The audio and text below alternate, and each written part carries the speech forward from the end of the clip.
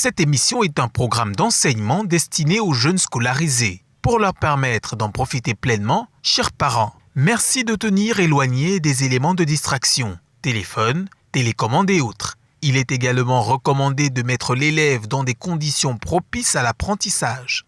Avoir un cahier et un crayon à billes à portée de main serait bénéfique. Dans la mesure du possible, la surveillance parentale ou d'un tuteur peut s'avérer nécessaire.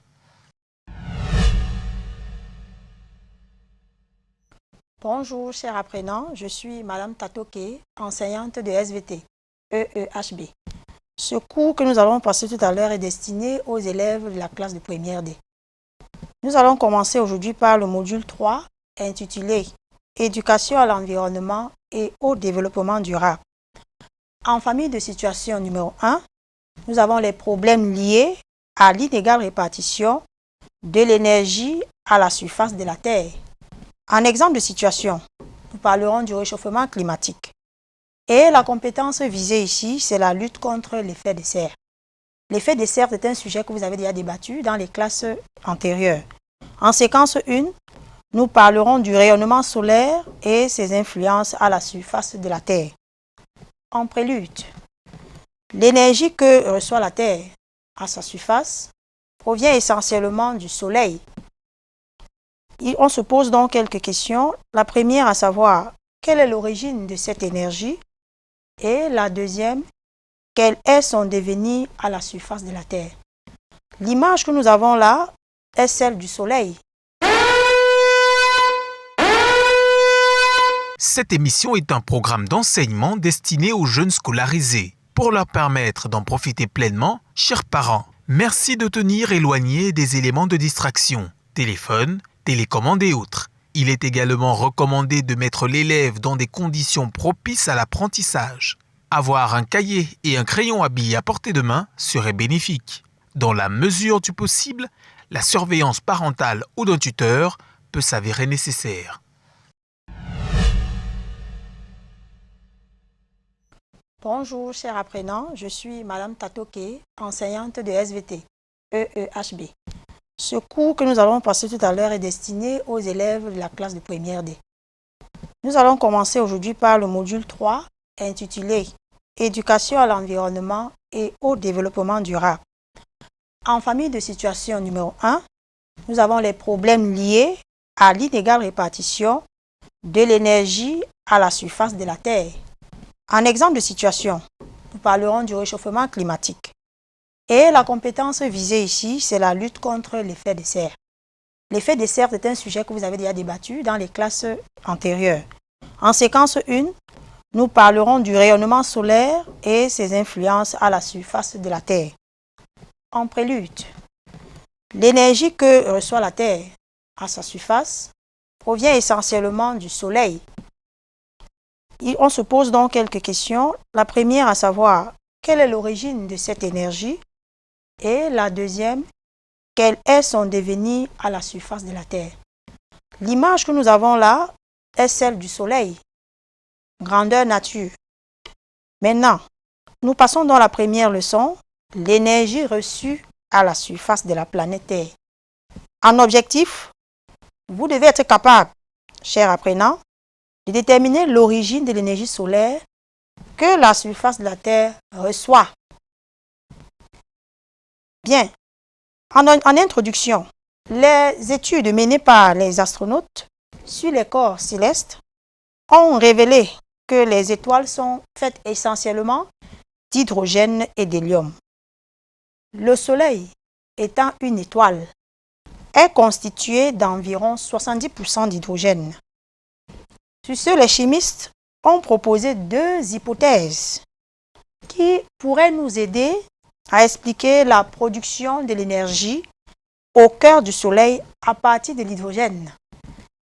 Nous avons en première hypothèse une origine chimique basée sur la combustion du dihydrogène en présence du dioxygène. En deuxième hypothèse, nous avons une origine thermonucléaire qui est basée sur la fusion des noyaux d'hydrogène formant l'hélium.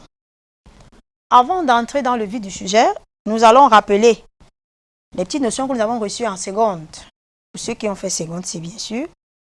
Le Soleil est une étoile qui est située à environ 150 millions de kilomètres de la Terre.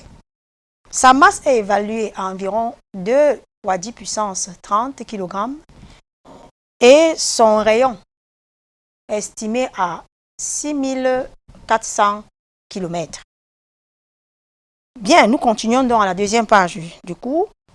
Pour valider l'hypothèse la plus vraisemblable, nous sommes donc appelés à comparer l'ordre de grandeur de la durée de vie du Soleil dans l'une et l'autre des hypothèses émises plus haut, sachant que le Soleil s'est formé bien avant la Terre. Nous allons donc passer en petit 1 à l'origine chimique de l'énergie produite par le Soleil. Cette hypothèse repose sur le fait que l'énergie solaire serait produite au cours de la réaction suivante. Nous avons donc l'équation de la réaction chimique H2, donc dit hydrogène, plus 1,5 de O2, dit oxygène, qui donnerait une molécule d'eau plus de l'énergie. Cependant, en supposant que la masse globale du Soleil soit évaluée à 2 fois 10 puissance 30 kg et qu'elle ne varie pas. En plus, on suppose aussi que le Soleil est constitué uniquement d'hydrogène et d'oxygène. Sa durée de vie T est déterminée par la formule ci-dessous. T, durée de vie, égale à MQ divisé par L. Bien, nous allons donc vous donner l'explication de chacun des éléments qui constituent cette formule. Nous avons avec M la masse du combustible en kilogrammes, Q l'énergie libérée par la combustion d'un kilogramme de dihydrogène. Cette énergie-là est évaluée à 14,31 fois 10 puissance joules par kilogramme. Ça veut dire que 1 kg de dihydrogène ayant subi la combustion libère 14,31 fois 10 puissance 7 joules.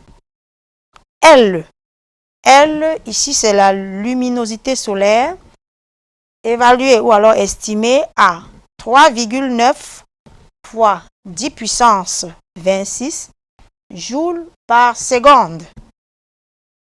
Après application numérique de cette formule, nous obtenons donc T égale à 2600 ans. Or, plus haut, à l'introduction, on vous a dit que le Soleil s'est formé bien avant la Terre. Or, en guise de prérequis, vous savez tous que la Terre est âgée ou alors date d'environ 4,6 milliards d'années. Par conséquent, le Soleil ne peut avoir une durée de vie de 2600 ans. Pour cela donc, l'hypothèse selon laquelle l'énergie solaire proviendrait d'un processus chimique est très peu probable. On va donc passer à la deuxième hypothèse. Petit 2, l'origine thermonucléaire. D'après cette origine, sous l'effet de la température et de la pression, oui, qui sont très élevées dans le cœur du Soleil, 4 atomes d'hydrogène fusionneraient pour former un atome d'hélium. On a appelé ça la fusion thermonucléaire. Elle se déroule suivant l'équation 4 hydrogènes, 4 noyaux d'hydrogène qui produirait un noyau d'hélium plus 2 positrons plus 2 neutrinos plus 2 photons gamma. Cette réaction s'accompagne d'une perte de matière pouvant être convertie en énergie. Bien, cette perte de matière est évaluée suivant la formule delta E égale delta mc carré avec delta E correspondant à l'énergie totale libérée en joules. Delta M égale perte de masse en kilogrammes et C, c'est la célérité, encore appelée vitesse de la lumière. Bien, la célérité est évaluée à 3 fois 10 puissance 8. C'est une valeur qui est constante, donc elle ne varie pas. Mètres par seconde. Nous avons donc, d'après la théorie thermonucléaire, la formule suivante pour calculer la durée de la vie, pour la durée de vie du Soleil. T égale delta E divisé par L. Sachant plus haut que delta E est égal à delta mc carré, on revient donc à dire que T égale delta mc carré sur L. Bien. Après application numérique, on obtient T égale à environ 10 milliards d'années, ce qui est plus proche de la réalité. Car on va encore le rappeler, la Terre s'est formée bien après le Soleil. Par conséquent, nous nous rendons donc compte que 10 milliards d'années est largement supérieur à 4,6 milliards d'années, qui est l'âge de la Terre. On conclut donc que l'énergie qui provient du Soleil en direction de la Terre est issue de la fusion thermonucléaire des noyaux d'hydrogène. En définitive, la durée de vie du Soleil dépend de sa réserve en carburant d'hydrogène. Donc, il n'est pas éternel, ce qui signifie que un jour viendra où le Soleil s'éteindra. Quand toute sa réserve en hydrogène sera épuisée, le Soleil s'éteindra. Bien plus bas, nous avons la représentation schématisée de la fusion thermonucléaire à l'origine de l'énergie solaire. Bien, nous allons donc essayer de comprendre ce schéma. Nous avons des noyaux d'hydrogène qui fusionnent d'eux pour donner les deutérium. Les deutérium qui fixent un autre atome d'hydrogène pour donner l'hélium 3. Et ensuite, de l'autre côté, nous avons aussi le deutérium qui fixe aussi un autre atome d'hydrogène pour donner l'hélium 3. Puis ensuite, il y a fusion pour donner à la fin l'hélium 4, à l'origine de l'énergie dégagée par le Soleil.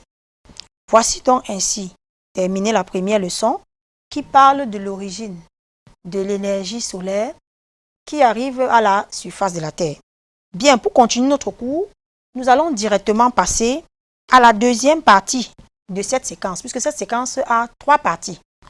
La deuxième partie, donc, c'est la leçon 2. L'énergie qui provient du Soleil arrive à la surface de la Terre. Quel est son devenir? On parle donc à leçon 2 du devenir du rayonnement solaire à la surface de la Terre. L'objectif, nous en avons 2. Vous, très chers apprenants, vous devez être capable, à la fin de cette leçon, d'expliquer proprement dit le devenir du rayonnement solaire lorsqu'il atteint la surface de notre chère et belle planète Terre. En deuxième objectif, nous devons, ou alors vous devez être capable de définir les notions d'albédo. C'est quoi l'albédo? Notion de constante solaire. Et enfin, de bilan radiatif. Nous allons donc entrer dans le vif du sujet en petit 1 pour parler de la Terre qui ne reçoit qu'une partie de l'énergie solaire. Pour essayer de mieux agrémenter cette partie du cours, nous vous proposons une activité très simple. Bien, je vous invite donc à observer attentivement le schéma qui apparaît à l'écran. Je vais lire l'introduction de l'activité. Le document ci-dessous permet de comparer le rayonnement solaire en dehors de l'atmosphère et celui l'ayant traversé.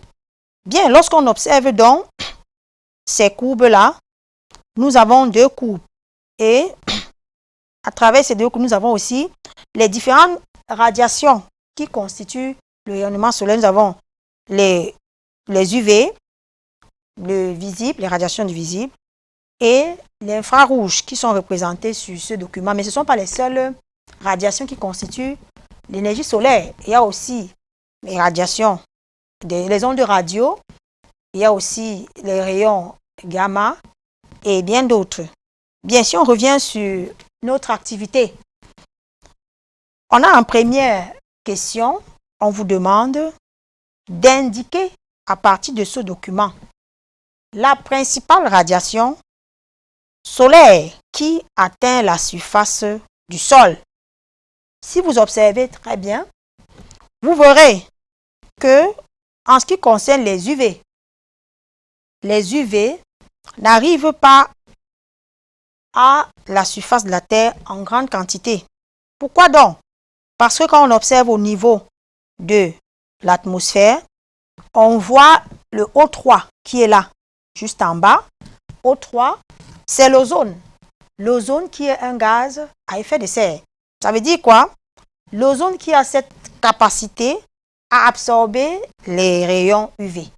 C'est justement pour cela donc que les rayons UV n'atteignent pas la surface de la Terre. Bien, nous regardons donc en deuxième exemple de radiation, nous avons les radiations du visible qui sont très grandement représentées à la surface du sol ou encore au niveau de la mer. On peut donc conclure que la principale radiation solaire qui arrive à la surface du sol, ce sont les radiations du domaine du visible. Pour répondre donc à la première question. Pour la deuxième question, on demande d'expliquer le fait que le rayonnement solaire au-dessus de l'atmosphère et au niveau de la mer ne soit pas superposable. Très bien. Sachant que l'énergie qui provient du soleil est censée arriver à la surface de la Terre pour son réchauffement et pour bien d'autres choses, on se rend compte que les deux courbes représentées dans ce document ne sont pas superposables et pourtant elles devraient l'être. Ceci peut avoir une explication basée sur le fait que dans l'atmosphère ou alors au niveau de l'atmosphère, le rayonnement solaire subit des modifications au cours de sa traversée. Bien, on a parlé tout d'abord des rayons UV qui sont déjà absorbés par l'ozone au niveau de l'atmosphère. Vous conviendrez avec moi que si une partie déjà des radiations n'arrive pas à la surface de la Terre, par conséquent, il est donc probable ou alors de conclure que les deux courbes ne peuvent ou alors ne sauraient être superposables, puisqu'une partie des rayonnements solaires est absorbée au niveau de l'atmosphère. Ainsi donc, on va donner en guise de conclusion de tout ce qui précède. On déduit que la surface de la planète Terre ne reçoit qu'une partie du rayonnement solaire. En effet, après son entrée dans l'atmosphère, le rayonnement solaire incident subit trois principales modifications. En premier tiré, nous avons l'absorption qui est réalisée par les particules organiques en suspension dans l'atmosphère. Nous avons parlé plus haut de l'ozone. Nous pouvons aussi citer d'autres gaz comme le méthane. En deuxième tiret, nous avons la réflexion qui consiste au renvoi du rayonnement solaire dans l'espace. Donc, la Terre reçoit, ou encore l'atmosphère reçoit le rayonnement solaire, mais renvoie une partie dans l'espace. On parle de la réflexion. Elle est réalisée par les particules minérales et les nuages. Et en dernier lieu, nous avons la diffusion. La diffusion qui consiste à la dispersion et à la propagation du rayonnement solaire incident par l'atmosphère dans toutes ses directions. Bien. Après tout ceci, je vais essayer d'apporter quelques petites précisions. Les particules organiques sont absorbantes, tandis que les particules minérales sont réfléchissantes. Donc, elles ont tendance à réfléchir le rayonnement solaire. Sous ce, je continue donc avec la suite du cours, le petit 2, la notion d'albédo. Bien, ici nous avons les documents qui vous sont présentés. Nous avons d'abord le radiomètre à la gauche et à la droite, nous avons l'albédomètre. Bien, à quoi servent ces deux appareils?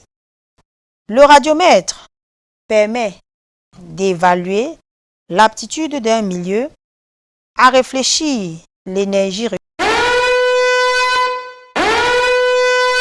Cette émission est un programme d'enseignement destiné aux jeunes scolarisés. Pour leur permettre d'en profiter pleinement, chers parents, merci de tenir éloigné des éléments de distraction, téléphone, télécommande et autres. Il est également recommandé de mettre l'élève dans des conditions propices à l'apprentissage. Avoir un cahier et un crayon à billes à portée de main serait bénéfique. Dans la mesure du possible, la surveillance parentale ou d'un tuteur peut s'avérer nécessaire. Chers apprenants, je vous reviens après une courte pause. J'espère que pendant ce temps, vous avez pu réfléchir sur l'exercice qui vous a été proposé. Je reviens encore sur la lecture de l'énoncé. L'énergie incidente d'une région est 160 watts par mètre carré. Le tableau ci-dessous donne l'énergie réfléchie dans la même région sur différentes surfaces. Nous avons comme surface le sol désertique, dont l'énergie réfléchie est 56, le sol de savane, dont l'énergie réfléchie est 35,2, le sol de l'étang, dont l'énergie est de 70,4. La première question était de calculer l'albédo de chacun des trois milieux de cette région et en petit b, nous avons précisé le milieu qui absorbe le plus d'énergie. Bien, nous allons donc commencer avec la résolution de notre exercice. Bien, nous allons calculer en première partie l'albédo du sol désertique. Nous revenons dans la formule qu'on a donnée plus haut. Albédo égale énergie réfléchie divisé par énergie reçue. On pose d'abord la formule. Ensuite, on passe à l'application numérique pour chaque face de la région. Pour le sol désertique, l'énergie réfléchie est de 56 watts par mètre carré. En faisant donc 56 watts par mètre carré divisé par 160 watts par mètre carré, nous obtenons 0,35. Bien, il faut aussi retenir une chose, l'albédo n'a pas d'unité parce que en divisant les watts par mètre carré par les watts par mètre carré, les unités se simplifient. Par conséquent, on donne dans la valeur de l'albédo sans unité. On passe au deuxième milieu, sol de savane, dont l'énergie réfléchie est de 35,2. En divisant 35,2 par 160, on obtient une valeur approximative de 0,22. On passe au troisième calcul, l'eau de l'étang, dont l'énergie réfléchie est de 70,4. En faisant donc 70,4 divisé par 160, on obtient environ 0,44. Voilà donc résolu la première question de notre exercice d'application. Je reviens donc sur les valeurs obtenues. L'albédo du sol désertique est égal à 0,35. L'albédo du sol de savane est égal à 0,22. Et celui de l'eau de l'étang est égal à 0,44. Passons donc à la deuxième question. Il est demandé de préciser le milieu qui absorbe le plus d'énergie. Très bien. Nous savons que l'albédo est le rapport de l'énergie réfléchie sur l'énergie reçue. Bien, le milieu qui absorbe le plus est donc, suivant une suite logique, celui qui réfléchira le moins d'énergie. On va donc aller sur les valeurs obtenues. On a le sol désertique qui a 0,35, sol de savane 0,22 et sol de l'étang 0,44. Il est donc plus judicieux de dire que le sol qui absorbe le plus d'énergie est celui qui a l'albédo le plus faible. Par conséquent, c'est le sol de savane avec une valeur égale à 0,22. Donc, pour répondre à la question B, le milieu qui absorbe le plus d'énergie, c'est le sol de savane. Donc, vous allez donc noter ça en remarque, très cher apprenant. Plus un milieu réfléchit de l'énergie, moins il absorbe. À la suite de notre exercice, nous allons donc vous donner une petite remarque. La Terre reçoit du Soleil 342 watts par mètre carré et renvoie dans l'espace 102 watts par mètre carré, d'où l'albédo global de la Terre est d'environ 0,3. On l'obtient comment? En faisant 102 divisé par 342. Le résultat obtenu signifie que sur l'énergie que la Terre reçoit du Soleil, elle renvoie 30% dans l'espace et par simple calcul, on obtient donc 70% de cette énergie qui est absorbée par la Terre. Après donc cette petite remarque, nous allons continuer avec la suite de notre programme. Nous allons donc parler en petit 3 de la notion de constante solaire. On va tout d'abord définir ce que c'est que la constante solaire. La constante solaire, encore appelée flux solaire, est le rapport existant entre l'énergie solaire reçue et la surface ayant reçu cette énergie. En d'autres termes, c'est la quantité d'énergie reçue par unité de surface. Ça, c'est une définition un peu plus simplifiée. Bien, comment est-ce qu'on mesure donc la constante solaire? La constante solaire se mesure grâce à un appareil appelé radiomètre. Le radiomètre se situe autour des satellites qui sont dans l'espace. La valeur de la constante solaire est estimée à environ 342 watts par mètre carré. Voilà le schéma donc qui apparaît là à l'écran. Le schéma nous permet de voir comment s'exprime donc la constante solaire. Pour plus d'explications, on va vous décrire brièvement comment se calcule la constante solaire. L'énergie renvoyée par le soleil, quand vous voyez sur le document là, on a mis 1368 watts par mètre carré. On va donc l'arrondir à 1400 watts par mètre carré. Bien, si on considère la Terre comme étant un disque, le disque c'est un peu le cercle.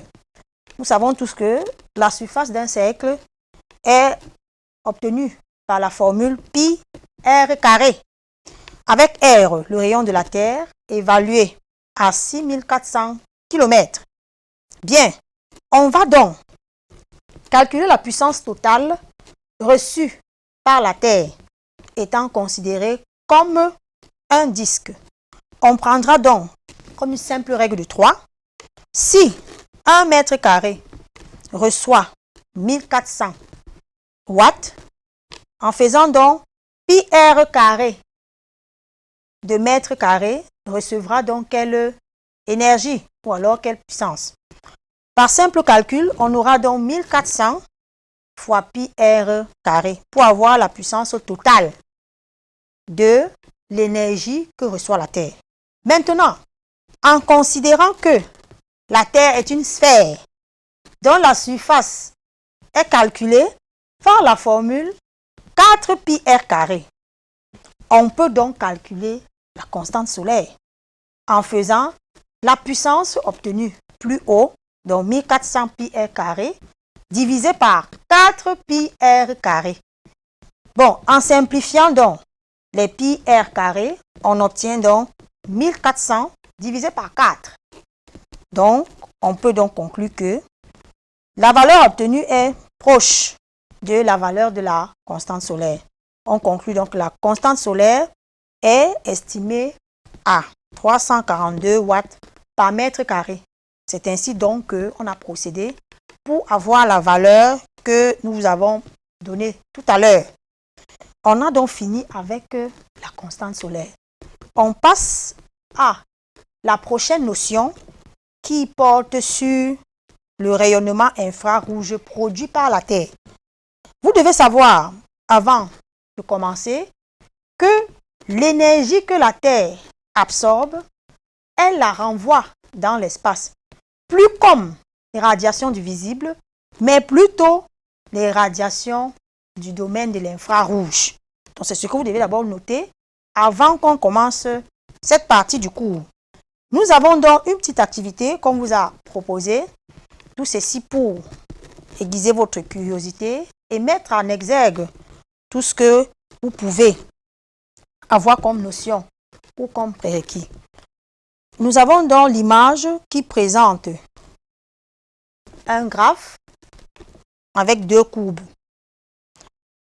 En abscisse, nous avons la longueur d'onde en micromètres et en ordonnée, nous avons l'intensité des rayonnements. Après une observation brève du document qui vous est présenté, il y a deux questions qui vous ont posées. Première question, comparez les longueurs d'onde du spectre émis par le Soleil et celle du spectre émis par la Terre.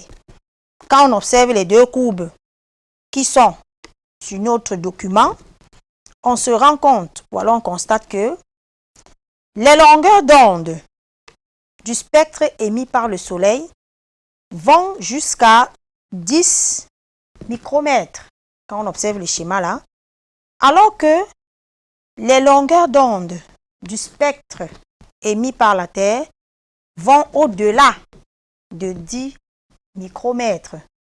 Par simple comparaison, on peut donc conclure que les longueurs d'onde du spectre émis par la Terre sont supérieures à celles du spectre émis par le Soleil. On a donc ainsi répondu à la première question. On passe à la deuxième question. Donnez une explication aux différences constatées. Pourquoi est-ce que les longueurs d'onde du spectre émis par la Terre sont supérieures aux longueurs d'onde du spectre émis par le Soleil? Bien.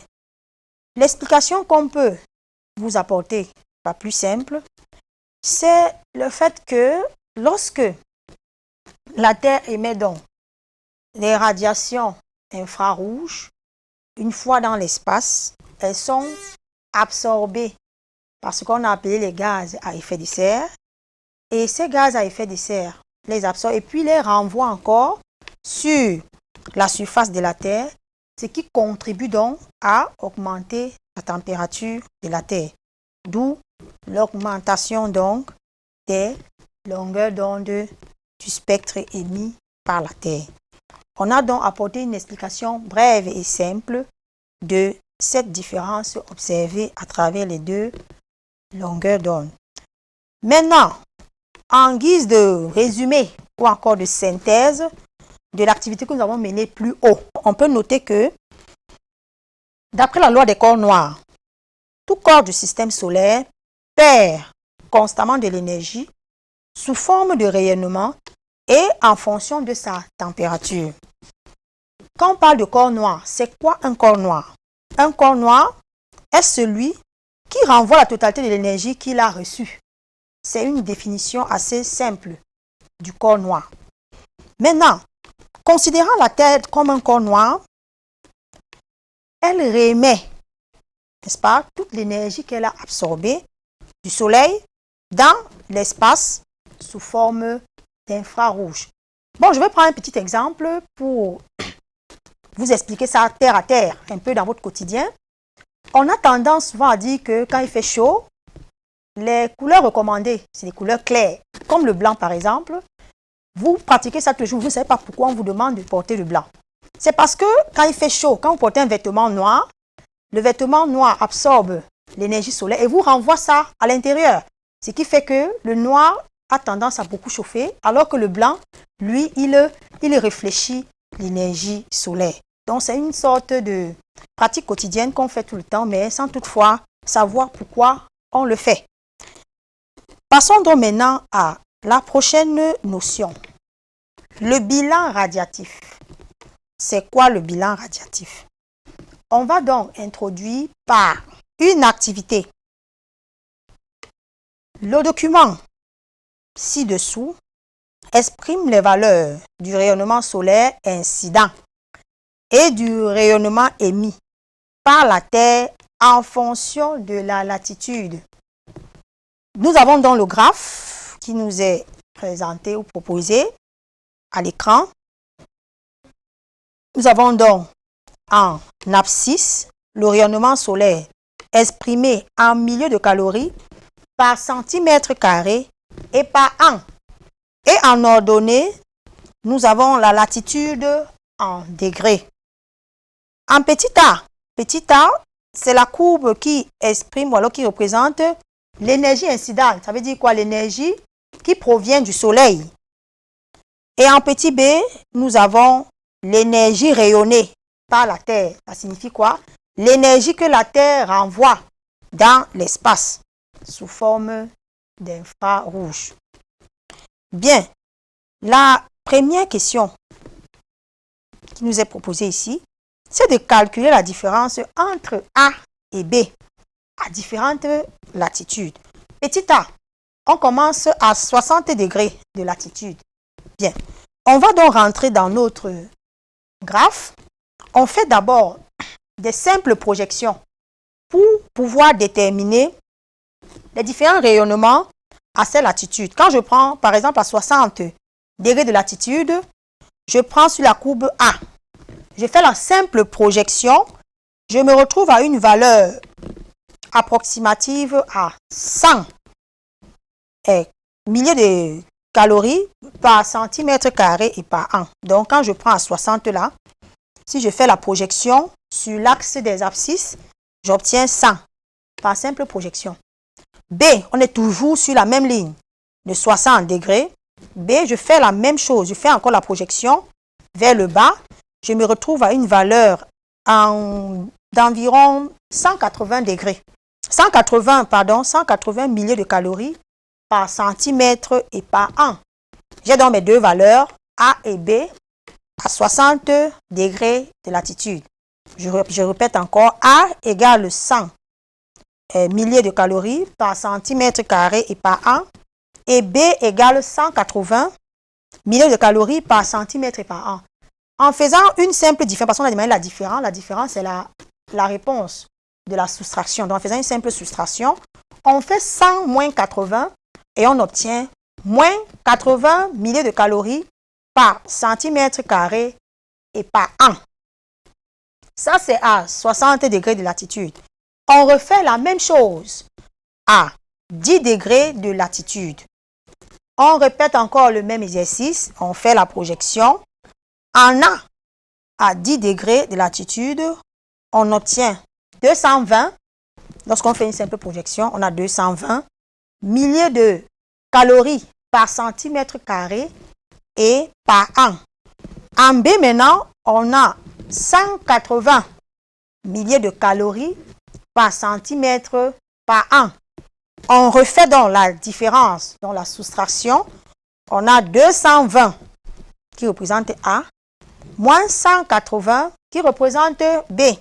Et cette fois-ci, on obtient une valeur égale à 40 milliers de calories par centimètre carré et par an.